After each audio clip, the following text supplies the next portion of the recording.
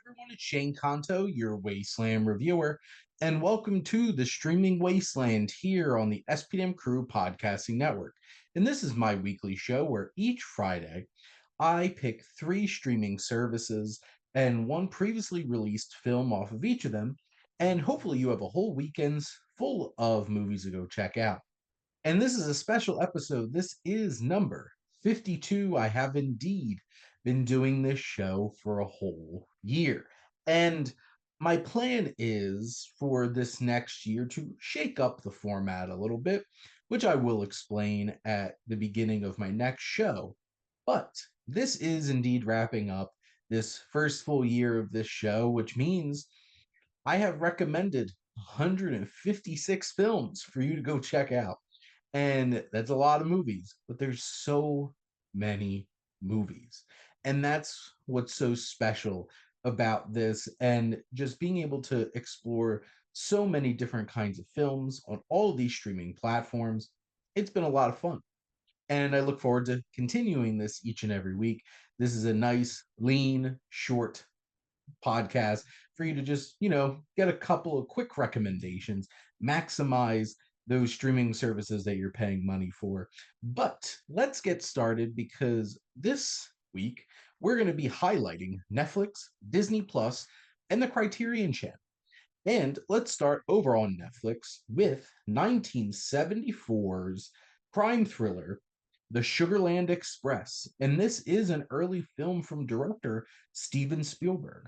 And this is a very rural country kind of crime thriller that is about a woman attempting to reunite her family by helping her husband escape prison and together kidnapping their son who was taken away.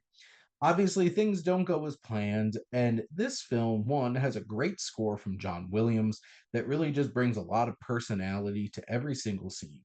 Steven Spielberg shoots these thrilling car chase sequences in such an engaging, impactful, and thrilling way. And those elements, just right off the bat, really sell this film. There's texture, there's emotion, there's layers to this film. You have this couple who one of them just escaped prison and now they're going to quote unquote kidnap their own child who was taken away from them. And it's that morally gray area and the challenging elements of this film as they kidnap a cop along the way and go on this journey. And it's engaging. There's good humor in it. There's thrilling moments. There's some heavy emotional beats as well. Spielberg's able to balance all those things. And Goldie Hawn as Lou Jean is just impeccable. She brings so much charisma and charm to this film. She is light there at the front. And Clovis, her husband, played by William Atherton, the certified a-hole movie guy from the 1980s, whether it was Ghostbusters or Die Hard. And their dynamic, we can empathize, we can understand why they're doing what they're doing. And you have Ben Johnson, legendary film actor Ben Johnson, as Captain Tanner, the cop who's going along this way trying to negotiate with them. This has some shocking moments, big emotional moments, some big laughs and thrills. It has it all.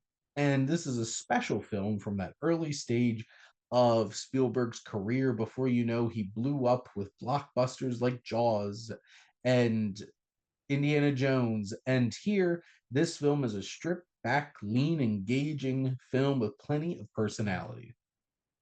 Next up, we're going to head over to Disney Plus for 1995's A Goofy Movie. And there's a whole entire documentary right now on Disney Plus that you can learn so much about this film as it's celebrating its 30th anniversary. And I think this has a special place in the hearts of certain millennials that watched this as a kid and really made such an impact. I know my wife, who is a huge Goofy fan, this is an absolute classic for her. And this tells the story of Goofy and Max, his son, makes a preposterous promise to a girl he has a crush on, and chances to fulfilling it seem hopeless when he's dragged onto a cross country trip with his old dad, Goofy. And this is a beautiful father son film a single dad movie trying to reconnect with his high school teenage son, who they just don't seem to see eye to eye. Bill Farmer is fantastic. It's goofy, just not doing the goofy, but also bringing a lot of emotion and depth to this character, and he is so empathetic. And you have Jason Marsden playing Max, who is a really great teenager kind of character, and we can understand like he's smitten for a girl and Roxanne, who he wants to impress. Of course, Jim Cummings is there as Pete, and this is such a fun cross country adventure with all kinds of ups and downs. Kevin Lima, who directed this, brings so much heart and so much personality to this film.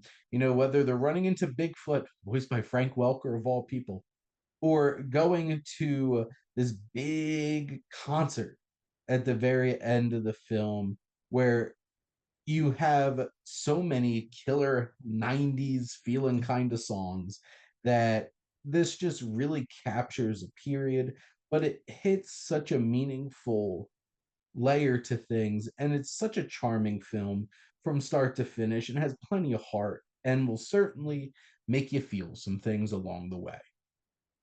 Lastly, over on the Criterion channel, we're turning it way back over 100 years to 1921 for The Phantom Carriage. And this film is an iconic early film of international cinema from Victor Sostrom, and starring Sostrom himself, who would go on to star in some of the films of Ingmar Bergman. But here he captures such a poignant story. On New Year's Eve, the driver of a ghostly carriage forces a drunken man to reflect on his selfish, wasted life. And the special effects in this are incredible with these projected ghosts and how that is all brought to life. The filmmaking, the cinematography is leaps and bounds ahead of its time. This film from over 100 years ago feels so modern in so many different ways. And you can appreciate the dark fantasy, horror, imagery kind of elements with this phantom ghost carriage. But there's so much heart and humanity in this story as we see the selfish man being confronted with his mistakes, and if given the chance, can he remedy them and make a meaningful change in his life? And this is a haunting film because of some of its imagery, but Sostrom just delivers such an engaging, dynamic, impactful, and poignant film that has plenty of thematic layers. It has a complex, engaging narrative and just delivers on so many different great technical elements that really bring this world, this story, the fantastical elements of this to life in such an impactful and moving way. And this is an unsung film of the 1920s that I think is slowly getting its dues and getting attention. So this is certainly one to go check out. But let's wrap things up, as this is the end of yet another episode of the streaming Wasteland. But in summation, over on Netflix, we have 1974's The Sugarland Express. Over on Disney Plus, we have 1995's A Goofy Movie. And way back, over 100 years back to 1921, on the Criterion channel, you can check out The Phantom Carriage. But thank you all for listening. Make sure to like, comment, and share on this episode. What's some of your favorite early Spielberg films, or what are some of your favorite films from early in careers of big name filmmakers that came out before they really got famous? Over on Disney Plus, we have 1995's A Goofy Movie. What's some of your favorite properties, including Mickey Mouse and his whole bunch of friends? And lastly, over on the Criterion channel, it's 1921's The Phantom Carriage. What are some of your favorite early cinematic international efforts that you like to check out? And make sure to follow or subscribe wherever you listen to your podcast. We have so many great shows here on the crew.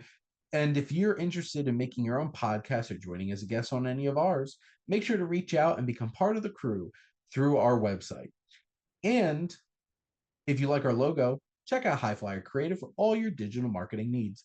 But most importantly, thank you as always for tuning in and supporting the streaming Wasteland here on the SPNM Crew Podcasting Network.